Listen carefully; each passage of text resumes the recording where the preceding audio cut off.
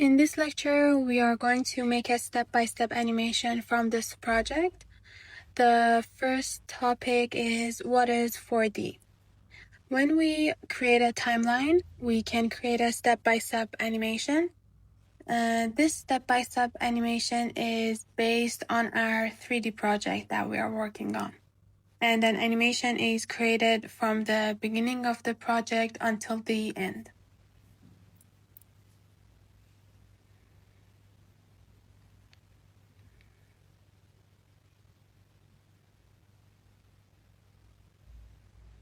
In fact, 4D is the fourth dimension of BIM, which is time management and budget management.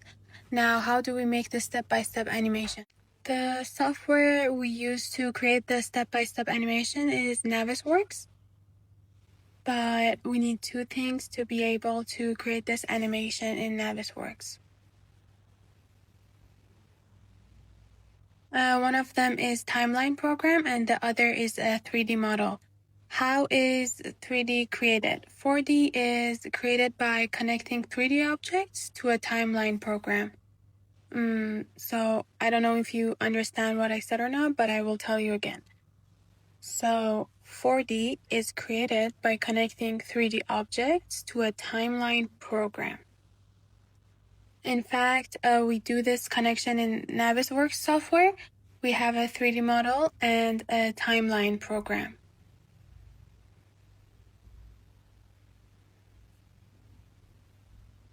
And then we connect these two into Navisworks and create a step-by-step animation. And what are the formats of each of these, you might ask? For example, what is the format of our 3D model? It usually is in the software of Revit. For example, the format of our 3D model is Revit. What is the format of the timeline program? In all projects, we have a control group that they create the timeline program for us. This timeline program specifies the date of the project and the date it should be completed. So it's the duration of the timeline in this program is specified for us.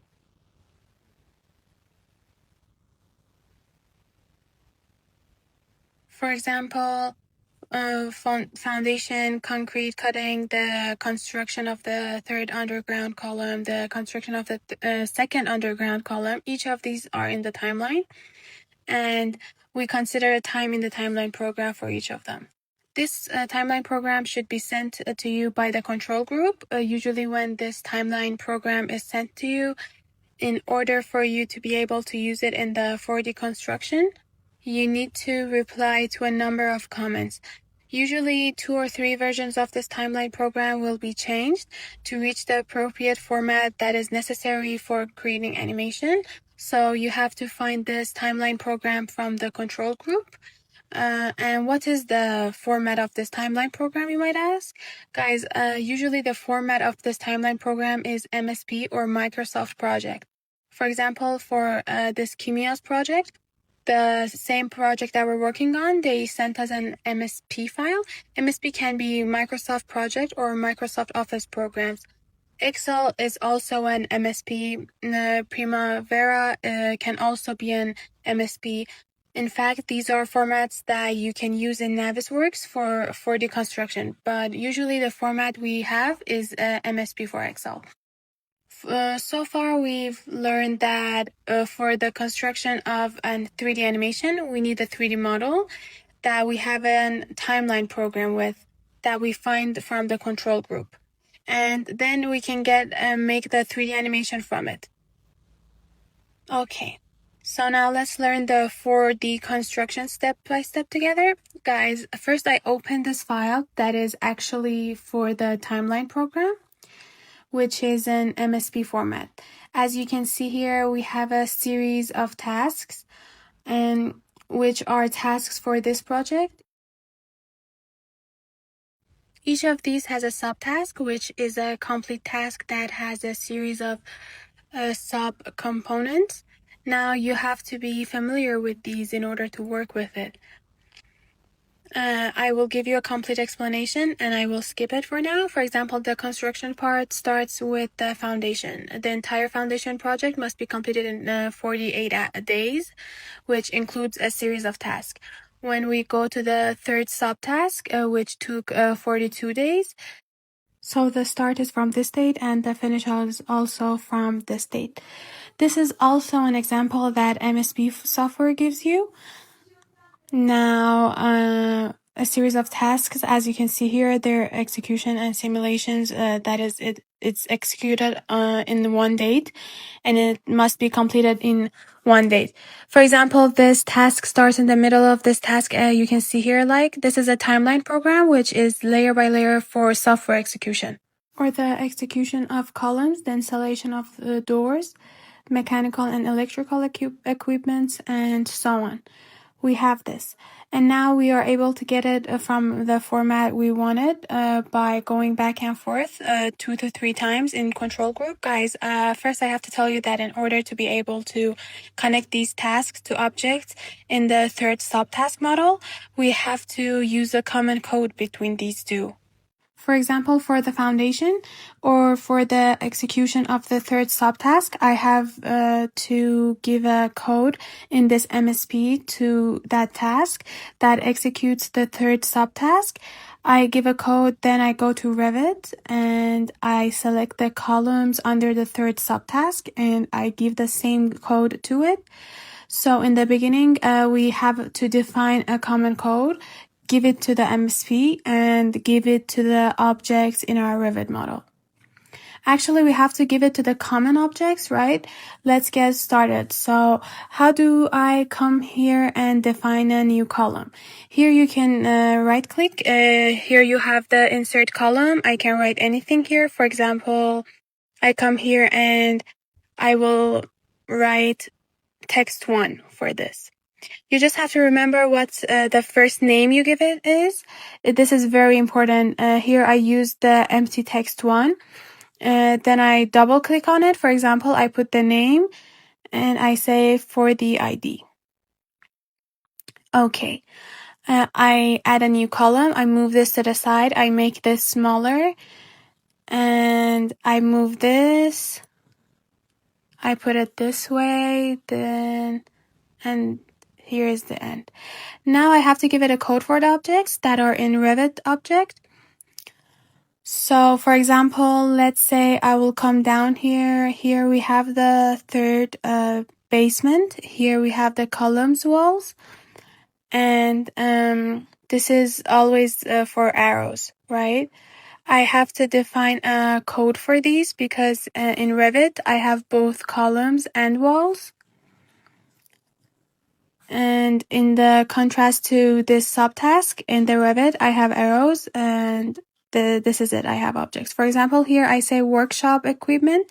For this subtask in the Revit, you don't have an object, so you don't need to give it a code for it. But for those in the Revit that have an object, you definitely have to give a code for it. For example, for the foundation, we have a foundation in the structure, so I give it a code.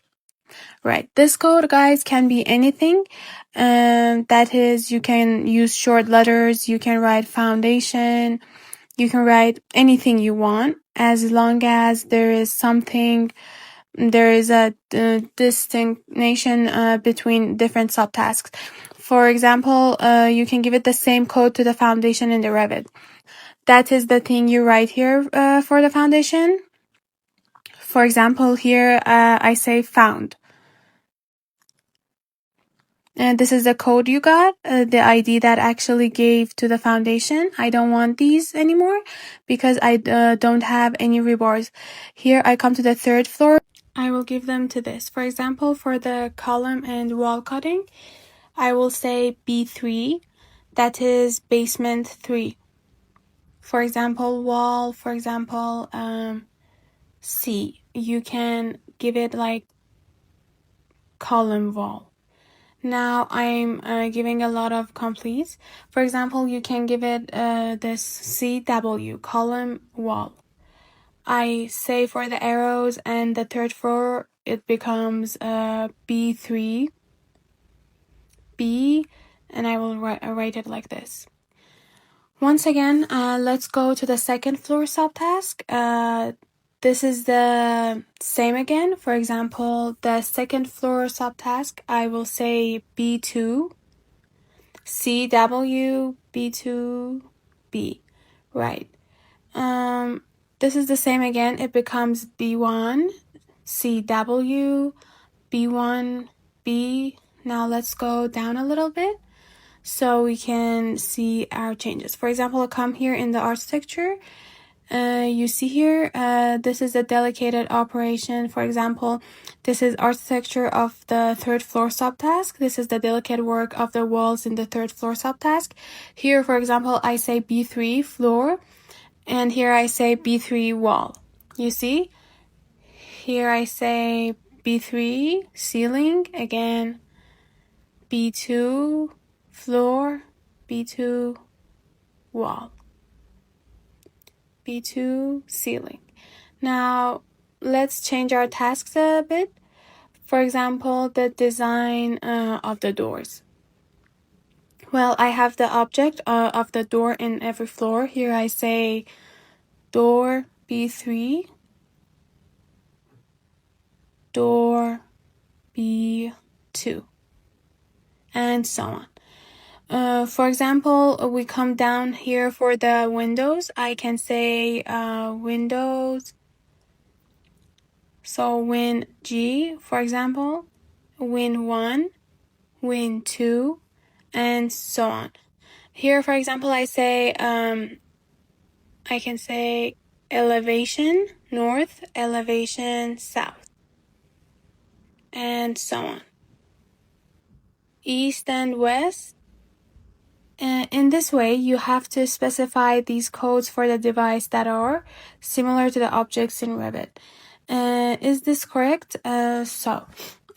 This can be done from the point of specifying the code to these devices in MSP. Now, if it's Excel, you have to have a folder like this in Excel. You can put their names and everything and specify the codes. Just be careful, the codes should not be too long. You don't want to write them at all because you have to specify them, all of them in Revit once for the objects, but it might take your time too long. Try to write as short as possible so that you can specify them more easily in Revit. So far, we have entered these codes in MSP. I gave you some examples of how to enter the codes. Now I will show you, well guys, you can see this is the completed code for specifying these 4D ideas that we have given all of these devices. You have to specify these codes in Revit for the objects. In the next session, we will learn how to specify these codes in Revit.